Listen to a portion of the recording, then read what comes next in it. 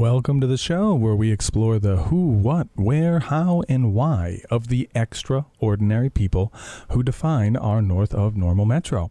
I'm Conrad Fargo, and this is the Fargo Five. Today we have Curtis Sullivan, the owner of Eternal Tides. Hello, Curtis. Howdy. So I will go ahead, give you your 60-second pitch. Let us know who are you and what do you do? Oh, 60 seconds. Here we go. My name is Curtis Sullivan, or if you want to be nasty about it, Dr. Curtis Sullivan. I do have a PhD in Talking Good from NDSU. But what I do is I have a sustainable water-based alternative to traditional flame-based cremation for animals. I have a pet funeral home and an on-site comfort room. So when it's time to say goodbye to your friend, it's the one-stop shop for that inevitable bad day. Okay, that is, and I've heard about you from quite a few people. It was our mutual friend John Mahacek. Yes. Always stumble. I read his name more than I say it. Always stumble on his name. It is a confusing name by nature. Mahacek. Letters, yes, very confusing. We got all kinds of interesting names in this town. But he hooked us up, and gosh, definitely wanted to have you on the show, and I want to dive into that. But first, because you kind of caught my attention. Doctor of Talking Good. Doctor of Talking Good. What's your doctorate in? Communication. Oh, okay, a doctorate in communications. Yeah. You don't normally see a lot of PhDs from communications. I have a bachelor's in communications. Yeah. You know, we are a weird bunch. Yeah. And so, was your plan to become a professor using that, or what does one get a doctorate in communications for? Like, what's the plan? I was a professor. Yeah. So the short version of that, which is a very big and robust tale, but the short version is 2013, I was sitting around, I was working for a hockey team, great time in general, but I was working to the bone and I was just exhausted all the time. And I thought, oh man, I want to go back to school and stop working for the man. And then I was like, well, my undergrad was in English literature, which if you are listening and you're thinking, I want to go to college for English literature, don't. And I didn't want to get an MBA and I didn't want to continue along English. So I thought, what's in the middle? And communication seemed to be like an interesting topic. Sure. And then I got there and I loved it. I just loved the heck out of it doing my master's. It was awesome. So I was in 2013 through 15 in Northern Colorado. Loved it. Had a great time. And about halfway through that program, I started teaching and I fell in love. I just love being in the classroom, especially with speech classes, because students hate it.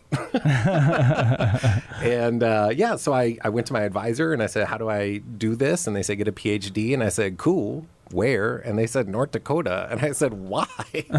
And it's because they had some former faculty that had come up here to actually start the PhD program at NDSU in communication about 15, 20 years ago. Oh, really? So I started, I applied, got in, came up here. My wife and I moved here in 2015. We didn't know anybody. We just moved here and started living the dream and had a great old time. I loved it. And I graduated 4 years later with my PhD in communication, talking about the environment, talking about animals, talking about how we make the environment around us. And I was fascinated. I got a job in Arizona. I taught for 3 years.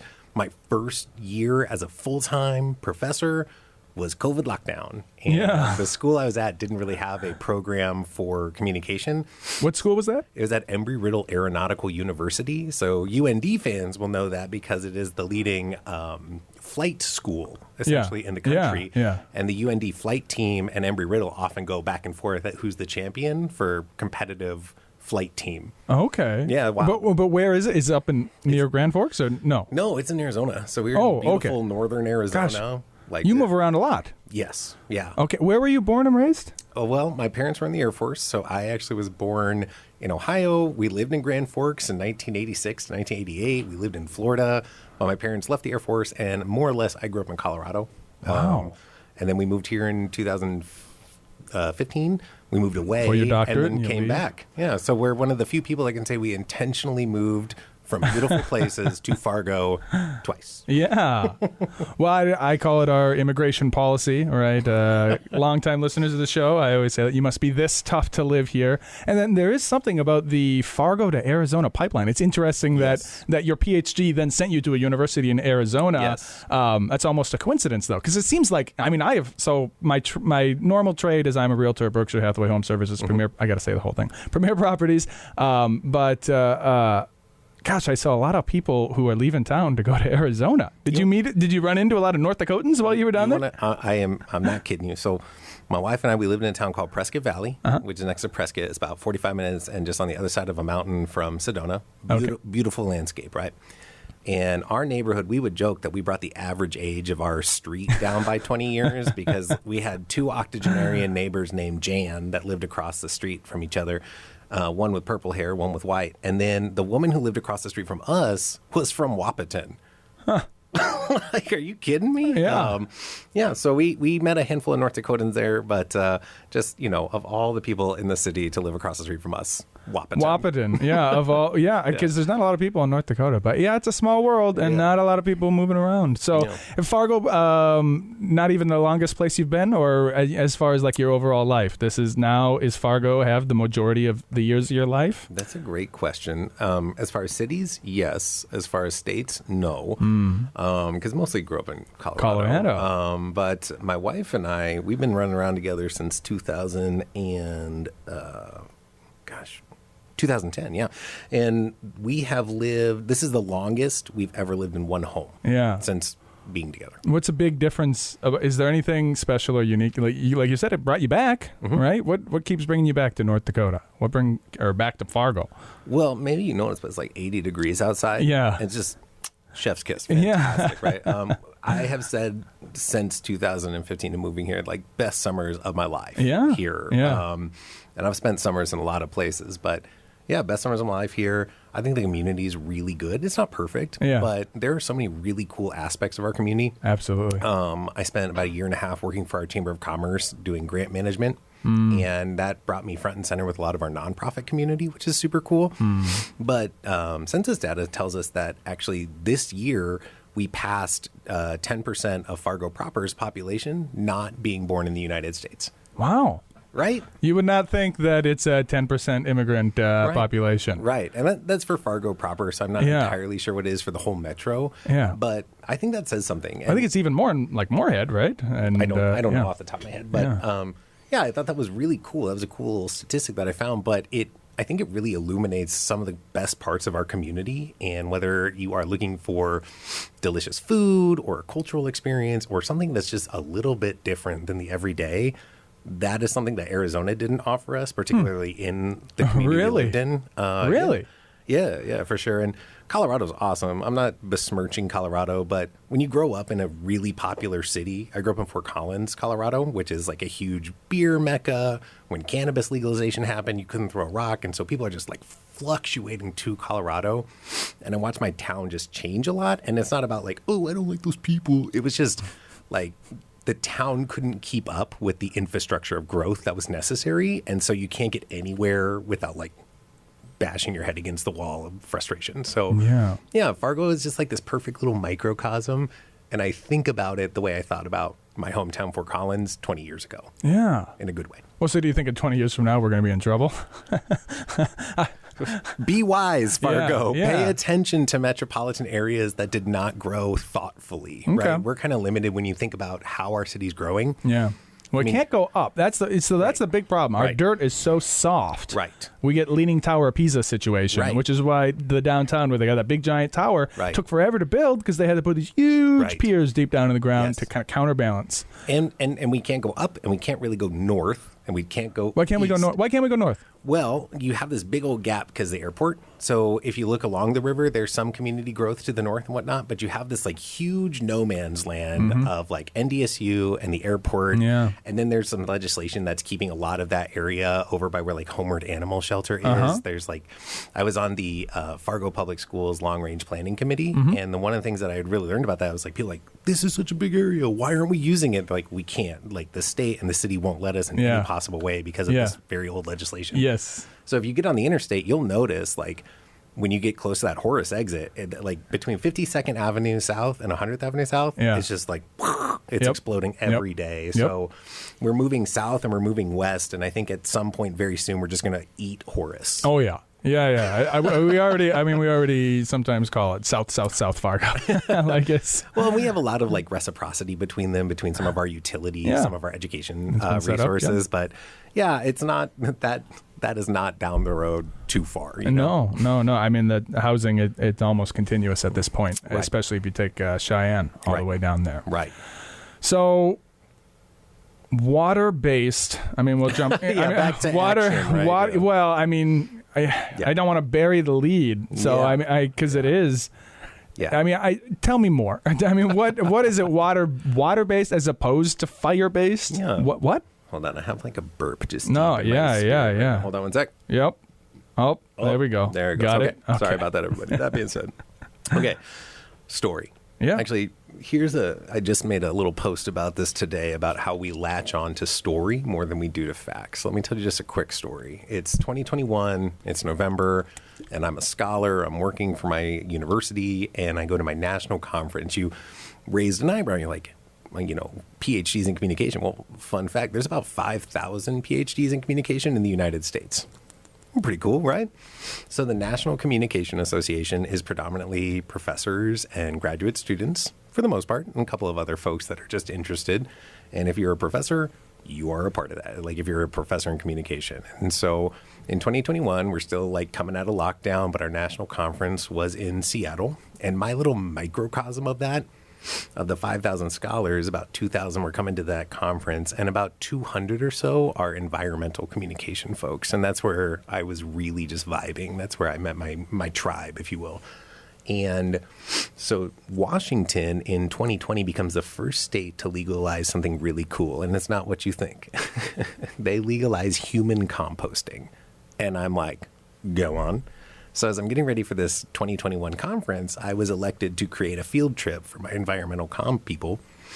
And I just did that. I wanted to learn about this human composting. I had no idea because a lot of us, I would say probably you included, have a binary of what happens after we die. We're either buried or cremated, right? Would you agree? Like most people think that that's their option? Sure. Or, tombs are an option. A lot of options. Right? You don't need to be fair. buried. You don't need to go under the ground. That's fair. So, that's fair. Yeah. A tomb. lot of options. You can get turned into a diamond. You could. People who do that. You could. You can get turned into a tree. It's a whole thing. That is. So, but for a lot of folks, we might think about that or might read something about that, but that might not be legal in your place. In fact, for what I do with Aquamation, it's actually only technically legal in 22 states. 27 states there is no legislation, including North Dakota, and only one state where it is actually illegal, which is New Jersey. I believed that there was kind of a binary. And yes, I'd heard about like turned into a tree and turned into a diamond. I'd recently heard about like they've essentially put you in this like infused burlap sack where they just like infuse it with mycelium and you turn into a mushroom. And I love it. Well, not a mushroom. That's really just the genetic. Also cryogenic freezing. A lot of I'm a morbid guy. You maybe asked the leading question to the wrong guy. That's fair. I've spent a lot of time thinking about death, yes. I actually want to move backwards just a little bit. Yeah. So because I also want to focus on the why. Right, is where we get to towards the end. I hope to come to a conclusion by the end. Good point. Environmental communications. It seems strange. It seems strange that there's a whole subset of a degree just for environmentalism. Yeah. Are there other communications degrees that have subsets for hot button political topics? I mean, because environmentalism is almost like a divisive. I don't want to say it's a third rail, but it certainly is a sorting topic. Certainly, right? Like it shouldn't be, but it is. Yeah. Well, yeah. I don't like the word should. I hate that word. That's fair. But anyhow, what other subgenres are there, or does it stand alone? So there's so many of them. There's so many. Okay. Things that people get along that people can comprehend a little bit more easily. Sports communication, very popular, right? One of the biggest groups is like rhetoric. And rhetoric is really just intentional communication, but those are people that kind of like walk the line of communication and English scholarship and really about like literature and whatnot. But yeah, I mean, there is media scholars, there are mass communication scholars, there are interpersonal communication scholars, there are romantic communication scholars. There is a subsect growing of just military communication. There is a subsect of people that are exclusively trying to put their research in death scholarship. And I know that because I recently was on a podcast with some of them talking about what does that mean and where is that intersection of environmentalism and and death your care. undergrad is in literature, right? Or Yes. English? Yeah, I'm super good at judging books. Yeah. Well, So this where's the line? So you have experience doing English literature, and how is that maybe different from communications? I'm trying to understand like what's the moving part on this, because you've got environmental communications, would there also be environmental literature, and how is that different from like environmental science? Well, environmental science is pretty much, it is exactly what it sounds like. It is about like the hard science, the math when it comes to the environment. Things that manifest there are everything from like water regulations to politics, etc. When it comes to environmental communication, the way that I like to frame it is how we communicate with, about, and for the other than human world. So this covers a big spectrum of stuff. My wife and I were watching this really, really awesome documentary last night. We're not documentary people, to be fair, but it was just adorable and wonderful about sea lions. Whatever. That being said, one of the great pieces that I read was this exploration about like the rights of an animal to privacy. Like we as humans think that we have the right to just observe the world, to go and like check them out. But animals, for example, like the narwhal, the unicorn of the sea, narwhals are historically very, very camera shy, very hard to track down, very hard to capture images of. So once we do, we tag them. So we tag them. That means it comes with like an injected chip or a dart, something like that, so that we can follow them. They go to like massive depths and then they come up and something pings like, oh my gosh, those narwhals are over here. And then we send out helicopters just to go and like observe them and whatnot. But there is this interesting space that I find really provocative of, does that animal have a right to privacy? If they don't want to be observed by humans, if they don't want to be on camera, and they're demonstrating that to us they're communicating it to us by saying, hey, I avoid that at all costs, I think there's something there, right? But it also extends to things about what is a national park? What is a boundary? What is a thing where we say this is where it gets to be quote unquote wild and this is where it is not wild? Well, I really veering into philosophy. In a broad sense, but also with both those examples, yes, it sounds like a lot of advocacy, which again seems like that would be singular for the because you named some other ones like sports communication. Yeah. I don't think the sports communication degree is going to focus on advocating for the continuation or the creation of the NFL or other leagues, right? Sure. Like, so most communication degrees probably don't involve advocacy. Would there be other ones that come to mind, or was there something about advocacy that you found particularly interesting, or was it more the environmental side of things specifically? That's a great question, and I think it actually is probably a bit of both and so much more. I have always, in my heart, kind of railed against being told what to do, and I think a lot of people are. I don't think I'm unique in that. I like to feel like I'm free. I like to feel like I have choice and agency a lot of the time. Sure. And I don't think that you can really live a life where you pursue independence and freedom and want to just be comfortable with yourself and not have an attachment to advocacy, right? Because inevitably, if you live in a society, there are rules, right? And you may like or dislike those rules, but when it comes to how those rules manifest, that's where advocacy becomes a really important part. Let me give you an example. My dissertation, such a stupid word. I was going to ask what your dissertation was at some point. So I wrote over 200 pages, man, about something that very few people are talking about. And the short version is the Bureau of Land Management right now has 176 herd management areas. And you're like, why does that matter? Well, because on those herd management areas, which account for roughly about 18% of the American landmass, which are these desolate places that no one really wants to live, that we as a society have kind of relegated certain groups of people and say, you get to live there and these animals get to live there, which I have a big problem with.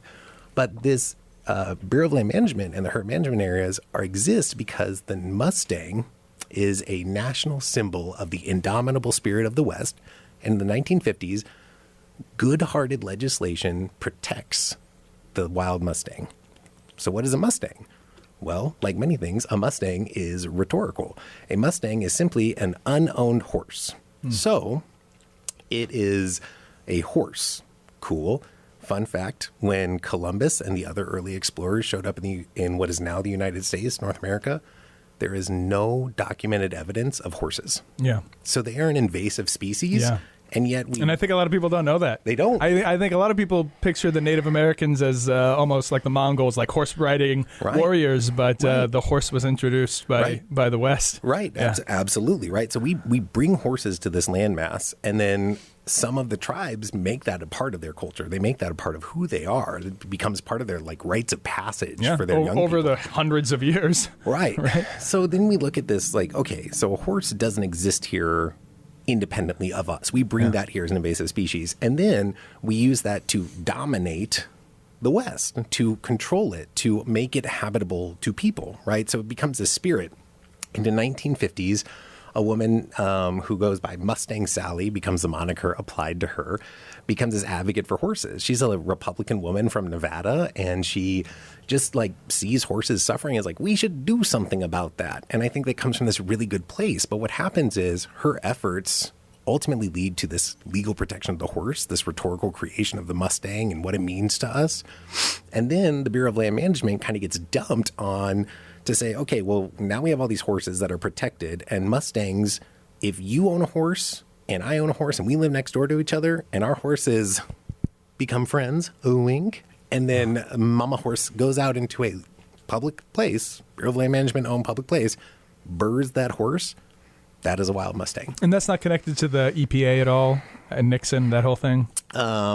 Nixon will come into part of that story, but all of this takes place well before that. Yeah. Oh, wow. And then it just continues getting So by the time I start approaching this circa 2017, 2018, we have almost 200,000 Mustangs on these 176 herd management areas, and we're spending about $1 billion a year through the federal government to round up these horses in like awful barbaric ways, put them onto trailers, ship them off to Nebraska, Oklahoma, to private lands that are owned by white dudes. Cool. And then we spend that $1 billion not just to round up these horses, but to subsidize these ranchers who have private land at about $10,000 per horse of the horse's lifetime to just like keep that horse from dying. Yeah. And I think that whether, $1 billion in the grand scheme of the U.S. government is a drop in the bucket, but it's something no one really thinks about, knows about, and it's entirely created by us. And that's where that advocacy comes in for me. Like, am I saying kill the horses? No. Although that sounds like an awesome band name. Kill the horses. I love animals. I talk to animals. Like, I'm just a goof and I love animals. But I think that there's something really special and interesting about the way that we just construct the image of what this animal means to us. And I'm doing all of that. I'm learning all of these things. I'm reading all of these things. And the last thing I'll tell you about it, unless you have other interesting questions about it, is while I'm doing all that, looking at the horse, this like charismatic megafauna. We love the horses. We somehow accidentally adopted a little rat, like a little white rat. His name is Radagast, the fancy rat. We meaning my wife and I. Okay. Yeah. Yeah. He just came into our life. Someone had like found him, and he was clearly domesticated. He clearly belonged to a family, but got out. Yeah, got out and needed some home. And we took him in, and this little rat had more personality than so many people that I know. Sure. And I just like that stark contrast of like the rat, who's often looked at as vermin and scum, and how much like this beautiful little dude had so much character and just made me laugh all the time. And I was thinking about that rhetoric, right? Rats are, gross, they carry sickness, bleh. And then also horses are so special. But horses, who are special, are also kind of dumb. So in those herd management areas, they eat down plants to the root, and the plants can't come back. And so they're actually destroying the ecology of a lot of herd management areas. Wow.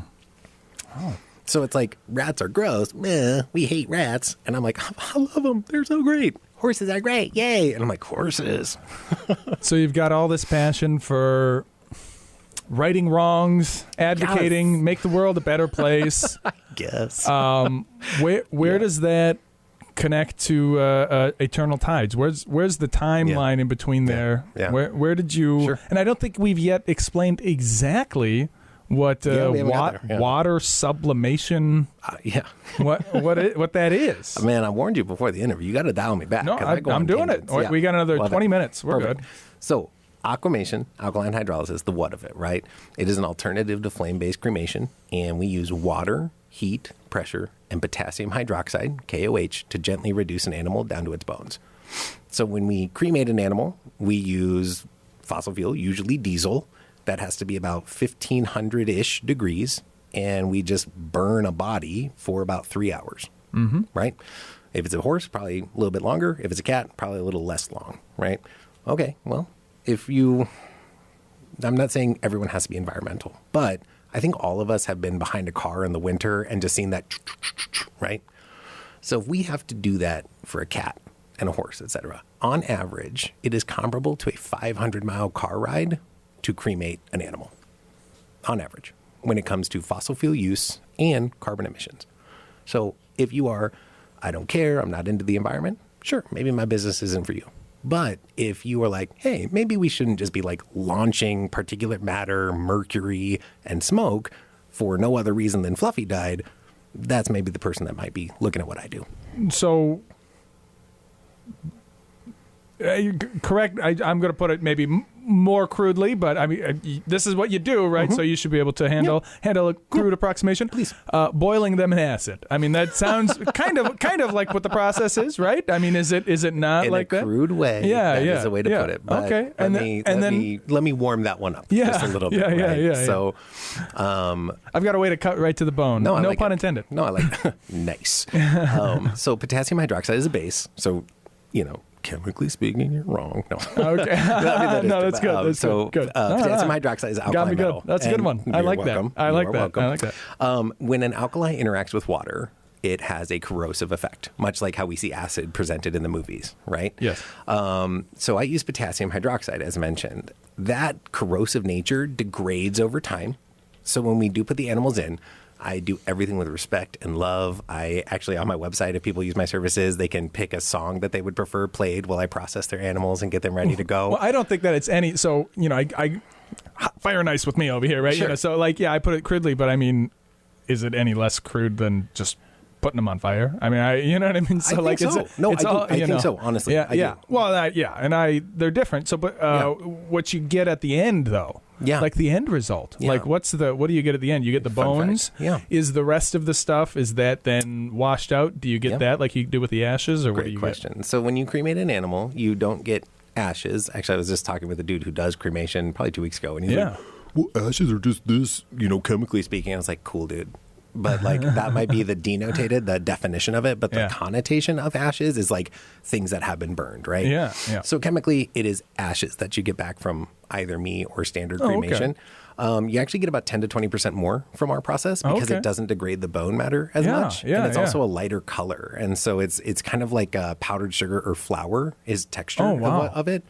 After the aquamation, it actually goes through the same follow-up process that cremation does. So I have a really big machine called a cremulator, and it's essentially a hardcore version of what lives under your kitchen sink. Yeah. And so I keep it clean and sanitized, but after the process, after everything's dried, I do put in the bone material there. We cremulate it.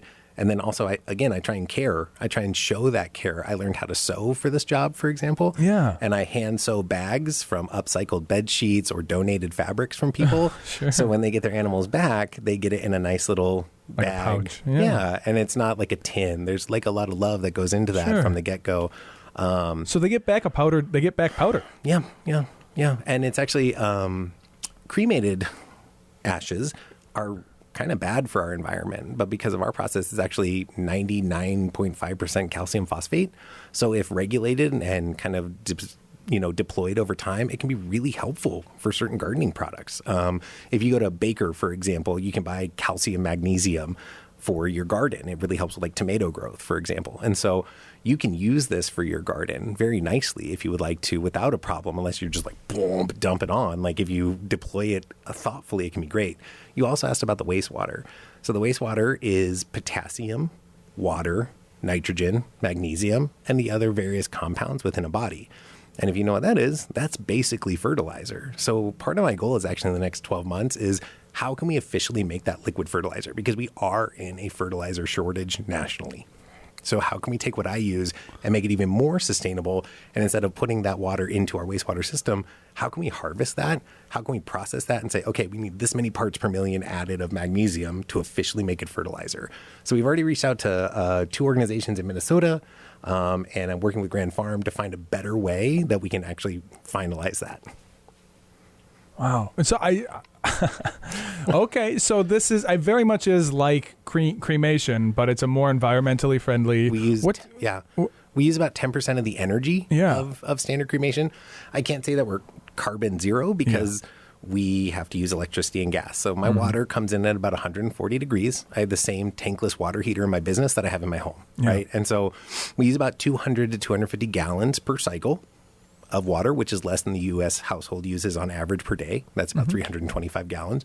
So we're using less water. We're using a very small amount of natural gas. And then we are using electricity because the machine then takes that 140 degrees and it uses electricity to bring it up to 204. And then it keeps it there for about 18 hours.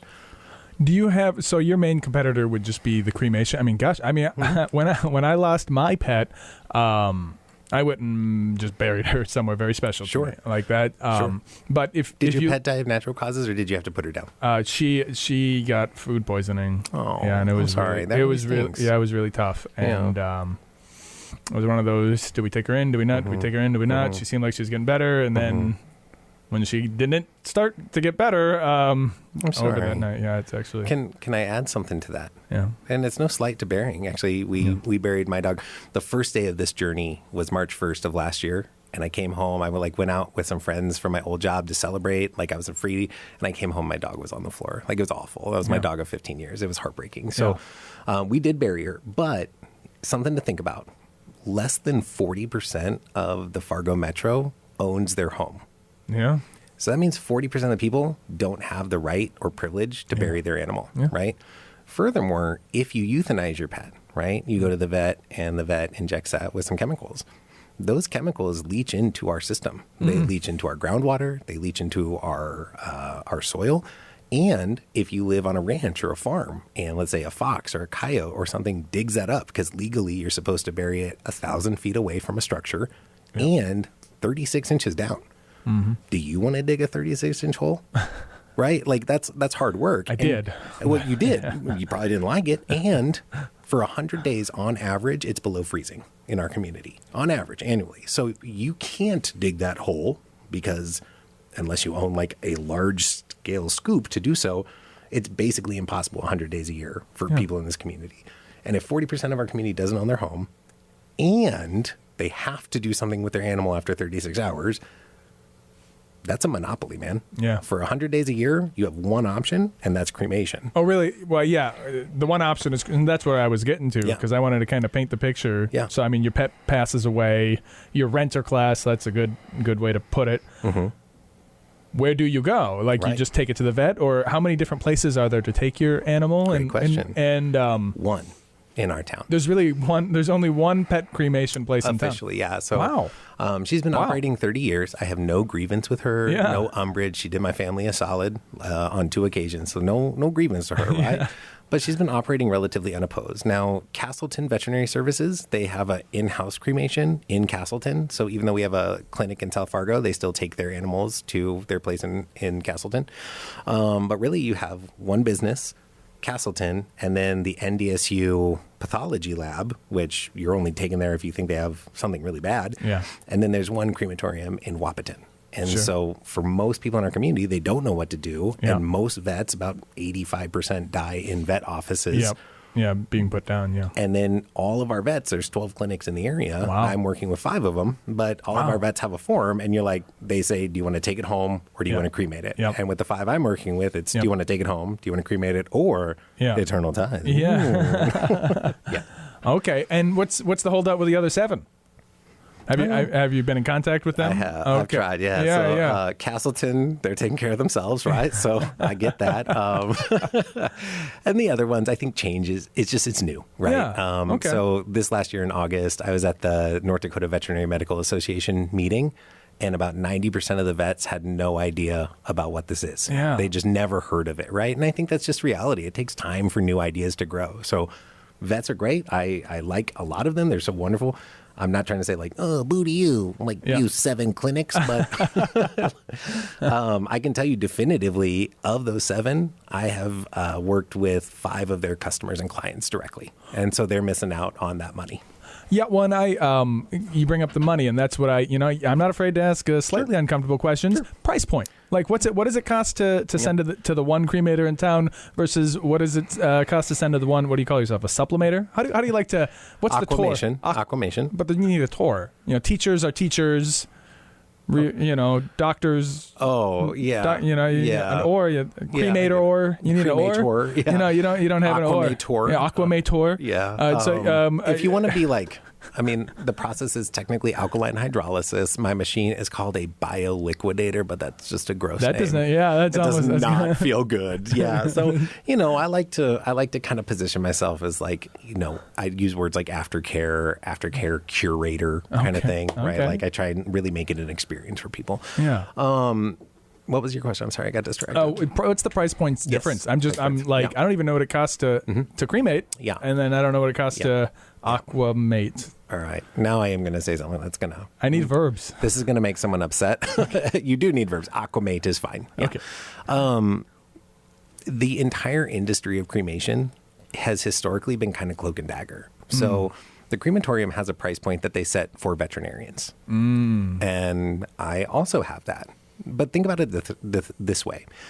The difference between a client and a customer is someone that you're going to meet with once every year or two kind of thing, right? A client is that sustained relationship. If you are getting business from another business consistently, that's a client because they're going to keep coming back, right? So I have a lower price point for them. But this is where I actually got the biggest pushback from the veterinarians was that I am very public about my pricing. Like my pricing is on my website. And why that is inflammatory to some is because that's not the case in most of America. In most of America, most crematoriums set their prices because most people aren't calling them directly. They don't need to promote their prices. They just say, hey, this is what it costs. And so veterinarians then have the ability to set what that is worth. And most people aren't going to like shop around vets and see what cremation cost from this vet to this vet to this vet to this vet. Yeah. So that leads to a lot of what I would argue is like kind of problematic behavior in the sense of if you go to this clinic and they say, well, this is what it's going to cost you, you're just going to say, okay. You're not going to price or shop around. Right. Many such cases. There's all around in our economy. We have all kinds of things where people, they don't really look at it. They don't think of the price. Yeah. And they're like, well, I do this once every 2 years. Right. What does it matter? I'm sure the price is in alignment. And then when you look into it, they vary wildly. And so, like you said, you're very open with your pricing. I like it because I want to put a round number in my head. Like it's based on my pricing is based on 2 factors: weight of the animal. So I have like that makes sense. Tiers 0 to 25 pounds, 25 to 50, 50 to 100, etc. Right. And the other thing is, do you want those ashes back? So I use the word individual versus communal. When you get that individual, it's going to cost more because that means that I can run less animals at the time, right? My overhead is still going to cost more to do that.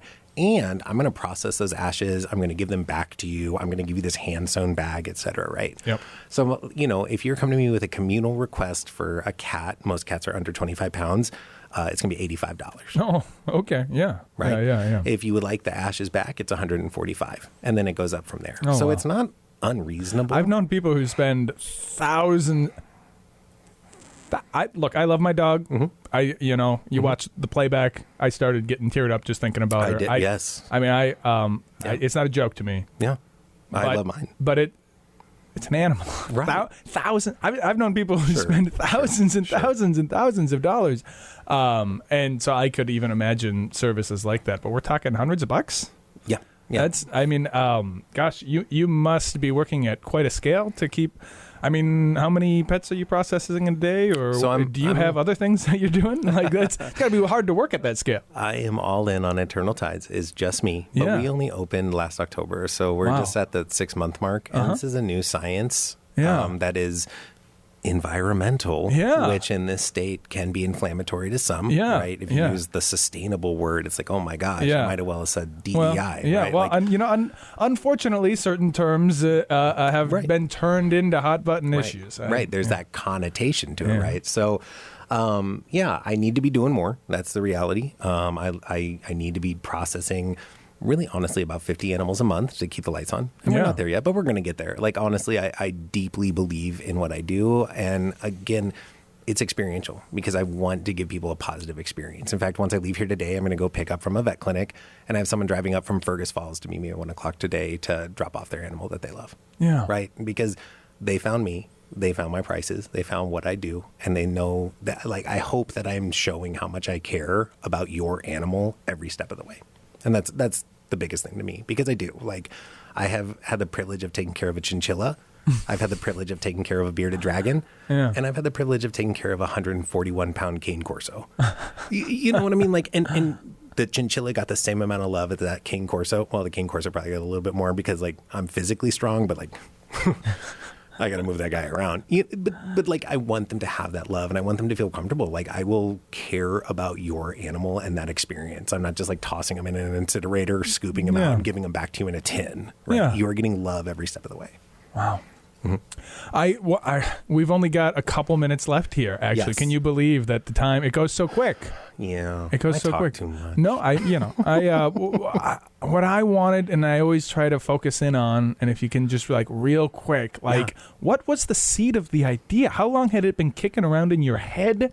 Like, was there a moment when you're like, Aquamation. Like, was there a moment when that happened? Yeah, there were two.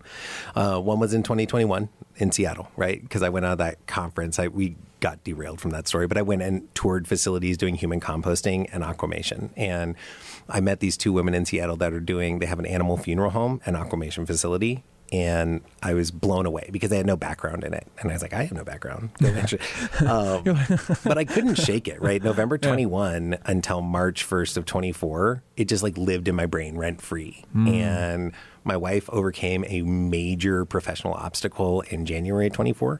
And I looked at her the day that she was done with that. And I said, can I do my thing now? And she's like, for sure, dude.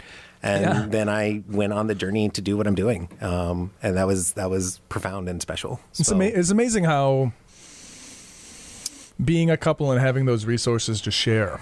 I'm very lucky. Yeah. Very lucky. even like I could have never gotten my start in real estate if my wife's cleaning company, my wife was running a cleaning company at the time that was going very well. And I think a lot of people want to start businesses and they're like, oh, I'm just going to jump right off. But like, having that support is huge. And what is your wife? What was do you mind sharing, or maybe I'm gonna get in trouble? Maybe it's not. She's a veterinarian. Okay. Okay, all right. But she did really help me with a lot of what I do, but also in like guiding. I see a thing over here, something beeping. Sorry about that. No, I didn't put my phone on silent. I always forget. I didn't know that was a question from the. No, I'm sorry.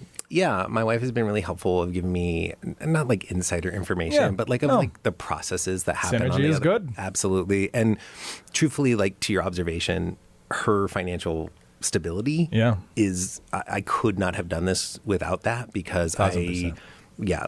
I'm very, very lucky for her role in all of this, and also for like being an awesome human that cares about me and like lets me be a sad guy. It's good. It's good to have somebody care about you. Yes. Yeah. All right. Yeah, we are going to get out of here. We didn't even have the chance. You and I'll have to talk after the show about music, because I'm always willing to talk on and on about music. But I chose, of the songs you sent, like 3 different songs, The Green, Something About It. That was the one that was. Perfect choice. The better of them all. So. You are incorrect. It is good, but they're all equally magnificent. Okay. Yeah. What is it about that song? Why that song? What? There's something about it. Okay. That's the title of the song. All right. No. So I I love music. I listen to it all the time. And the songs that I sent you, a lot of them have something to do with my business. But the green, I think, like, reggae music is not something super popular. And when we think of reggae, we exclusively think of Bob Marley and a few other people, and that's cool. But there is this whole like contemporary lineup of people playing reggae from all over the country. The green is from Hawaii.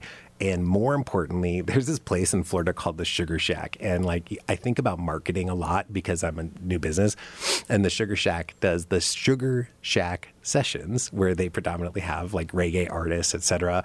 And they record them. They have a great setup for it. And then they started like not just putting those on YouTube, but making those albums. And you think about this like little bar in Florida that I imagine is probably a lot like Zorba's, but like less than Zorba's, because Zorba's is so much. Yeah. And they're like, well, what can we do? I don't know, be a mecca for this specific genre of music and then start like curating it for people and putting out albums of their live performances. And I think it's just fantastic. It is a statement of creativity, and the song is just an absolute 10 out of 10 banger. All right. Well, we are going to listen to that on the way out one more time. Why don't you give yourself, and why don't you give your wife a plug too? She came up. She's got a business in town here, right? Yes. Plug both of you. Plug both of you guys. Okay. We'll get out of here. Eternal Tides. We are South Fargo. Aquamation is a sustainable alternative to traditional flame-based cremation. We have an animal funeral home, a comfort room. Check us out, eternaltidesfmwf.com. And then my wife is a veterinarian at Two Rivers. My wife. Classic. I was like, hold it in, don't say it. I think our millennial is showing. I couldn't stop myself. No, my wife, my adult human wife, is awesome, but she is a veterinarian owner at Two Rivers in West Fargo. They do awesome things like canine rehabilitation, stem cell therapy on animals. Wow. They have some great tech. They have a great team. They're awesome. Take your pets there. They're awesome. Awesome. And of course, I am Conrad Fargo. You can find me anywhere you can type in Conrad Fargo. Curtis, have you ever heard of a little website called, what's the name? Amazon.com? I have heard of this. It's new. They're up and coming. If you type in Conrad and Fargo together, do you know what happens? I don't. I'm there. Oh my I'm gosh. there anywhere. Tell me anywhere everything. you type in Conrad and Fargo, I'm there. So perfect. Give it a try anytime. Like, share, follow, subscribe. We are going to get out of here with Something About It by The Green. Curtis, thank you so much for coming. Thank you everybody for listening, and we will see you all next week.